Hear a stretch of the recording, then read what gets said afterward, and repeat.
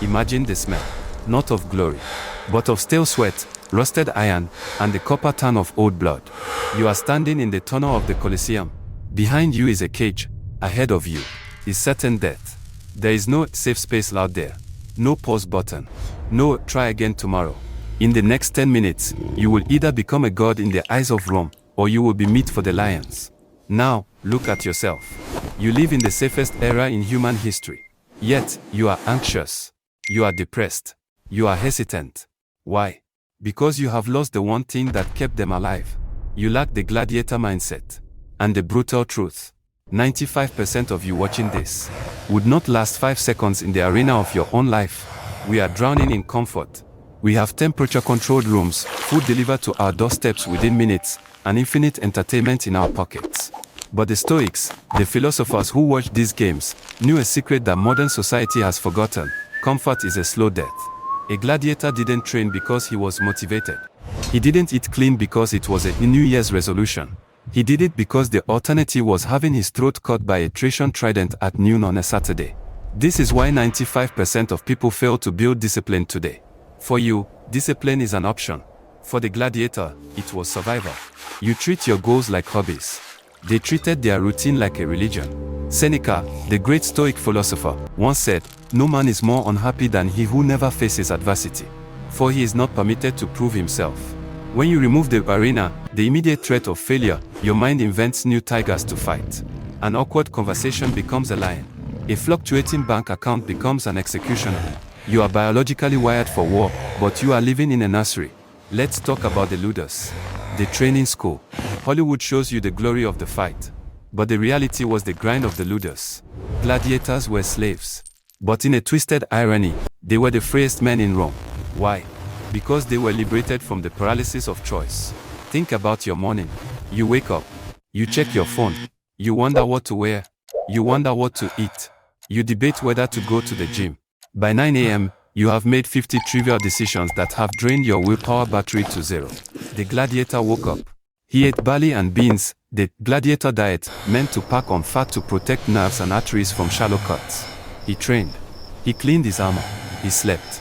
This brings us to the first pillar of the gladiator mindset, voluntary enslavement. To master yourself, you must become a slave to a code. You think freedom is doing whatever you want. That is a lie. That is merely being a slave to your impulses. If you eat a donut because you feel like it, you are a slave to your sugar craving.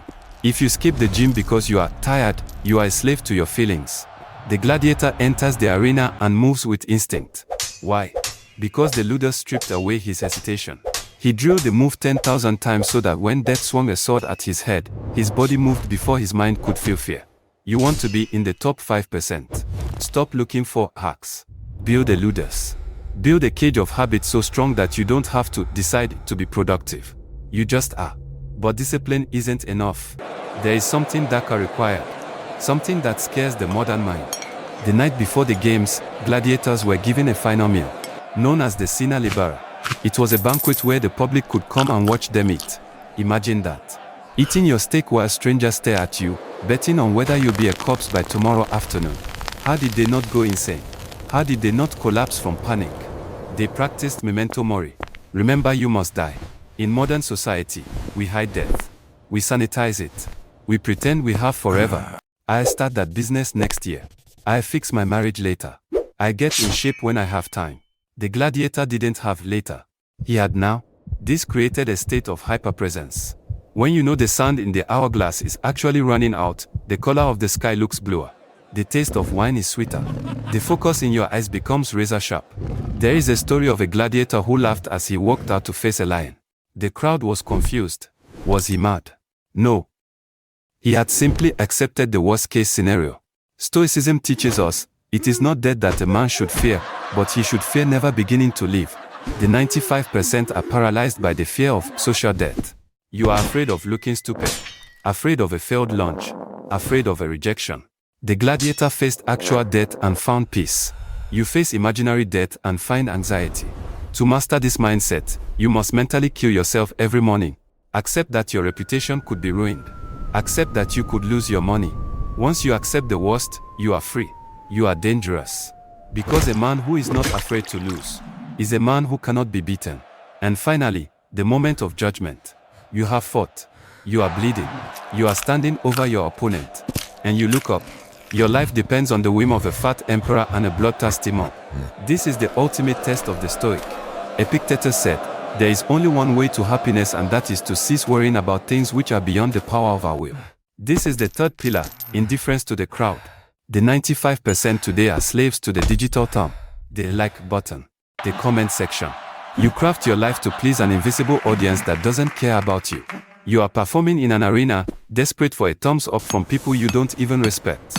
A true gladiator fights for the fight, not the applause.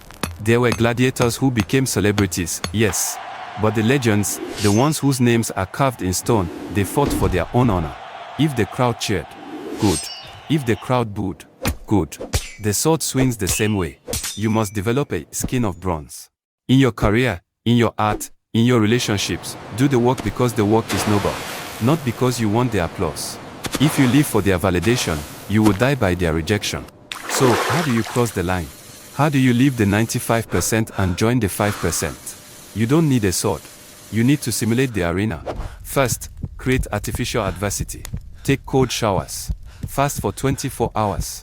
Run until your lungs burn. Remind your body what it feels like to struggle. Second, practice negative visualization. Every morning, imagine losing everything. Then realize you would still be standing.